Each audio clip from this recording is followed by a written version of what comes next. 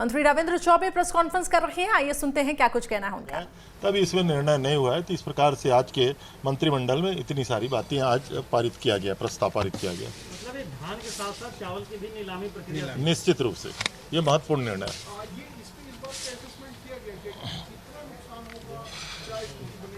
अभी तो ये सब कुछ मार्केट के ऊपर निर्भर करेगा, लेकिन अगर समर पेडी आ जाएगा और उसके बाद बरसात आ जाएगा, तब तक अगर हम रोकेंगे तो प्राइमरी सोसाइटियों में जो हमारा 21 लाख मीट्रिक टन धान जाम है और पिछले वर्षों का लगभग 3 लाख मीट्रिक टन धान जाम है, हमारी सारी सोसाइटियां जाम हो जाएंगी, तो भविष्य की हमारी खरीदी भी प्रभावित हो सकती है।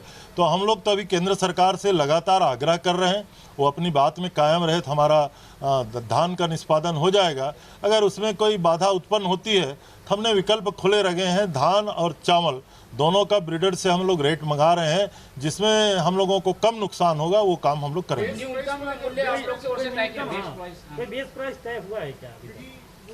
तो रेट तो निश्चित रूप से बेस प्राइस तय करके होता है, कम रहेगा तो भी देंगे, जिसमें कम नुकसान होगा वो काम हम करेंगे। क्या रेट है आप लोगों अब ये तो खाद्य मंत्री जी आप बता देंगे।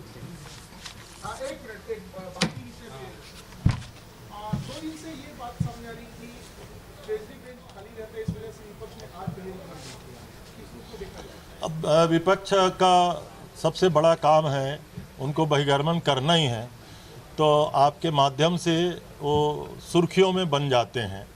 लेकिन अब हम तो बता के गए थे कि आज मंत्रिमंडल की बैठक है, तो इस प्रकार से जो शासकीय बेंच है उसको कई प्रकार के कार्य होते हैं और हर लगातार परंपरा है। लेकिन एक बात जरूर है कि अधिकारी दीर्घा के बारे में भी जो प्रतिपक्ष ने कहा है, माननीय मुख्यमंत्री जी ने स्वयं निर्देश दिए हैं कि अधिकारी दीर्घा में संबंधित अधिकारियों की उपस्थिति रहना चाहिए।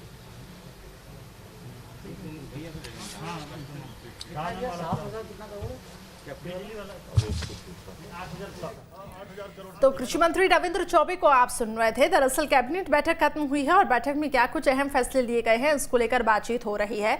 प्रमुख मुद्दा धान खरीदी का है। जैसा कि आप जानते हैं कि विधानसभा में जो सत्र चल रहा है सदन में, उसका चौथा दिन रहा और काफी हंगामेदार रहा सदन का दिन।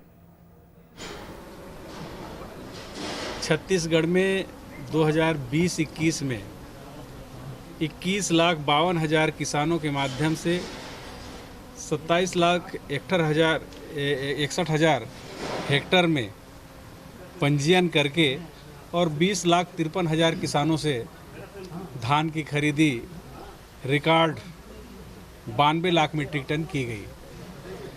और उसी के निराकरण के बारे में आज प्रश्न भी था। वर्ष 2019-20 में 83,94,000 मीट्रिक टन धान का उपार्जन हुआ और कस्टम मिलिंग 80,06,000 मीट्रिक टन। इस प्रकार से जो शेष निराकरण के लिए हमारे पास धान है वो 3,44,000 मीट्रिक टन का है। इसके निराकरण के लिए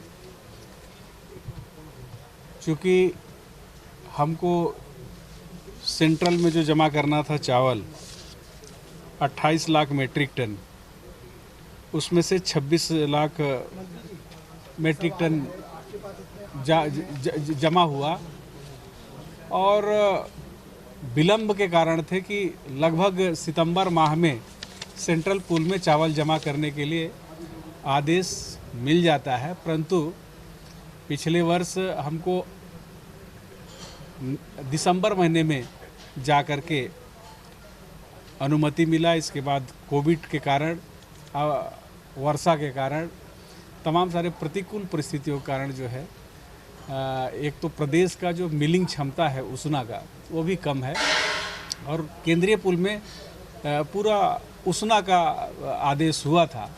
इस वजह से लगभग 1.5-2 लाख मीट्रिक टन कम जमा हुआ और अंतिम जो 4 बार जो डेट बढ़ाया उसमें अंतिम मई तक में डेट बढ़ाया है, जहाँ की कस्टम मिलिंग करना संभव नहीं हो पाता है और बाद में बारिश का भी मौसम बन जाता है। तो इस प्रकार से ये जो 2019-20 का और 20-21 का अभी तो 20-21 में 24 lakh metric ton central pool और 24 लाख मीट्रिक टन नागरिक आपूर्ति निगम, इस प्रकार से 48 लाख मीट्रिक टन चावल के लिए लगभग 71 लाख मीट्रिक टन धान का निराकरण हो रहा है, जो शेष 20.40 के लगभग है जो धान बच रहा है, जिसका निराकरण अभी किया जाना शेष है। उसके बारे में आज बैठक भी हुई है और पॉलिसी भी तय किया जा रहा है कि उसमें धान को बेचना है कि चावल को बेचना है या सेंट्रल पूल में जमा होगा। ये तीनों ऑप्शन जब क्लियर होगा तब आगे का पॉलिसी। मंत्री जी, आप पूरी बात आपने बताई, लेकिन विपक्ष संतुष्ट नहीं हुआ, कहाँ कमी रह गई? मुख्यमंत्री को स्वयं खड़ा होना पड़ा। देखिए, ये तो विपक्ष का काम है, आखिर यहाँ खा पी के क्यों आते हैं कि कुछ दिखाना भी रहता है और पेपर में छपना भी रहता है, डायरेक्ट प्रसारण भी होता है, और नहीं करेंगे तो उनके क्षेत्र के लोग नहीं बोलेंगे कि आपने इसमें कुछ नहीं किया। तो इसलिए राजनीति में, प्रजातांत्रिक सिस्टम में, पार्लियामेंट्री सिस्टम में दिखना भी जरूरी रहता है। तो ये भी एक जरूरी पार्ट होता है।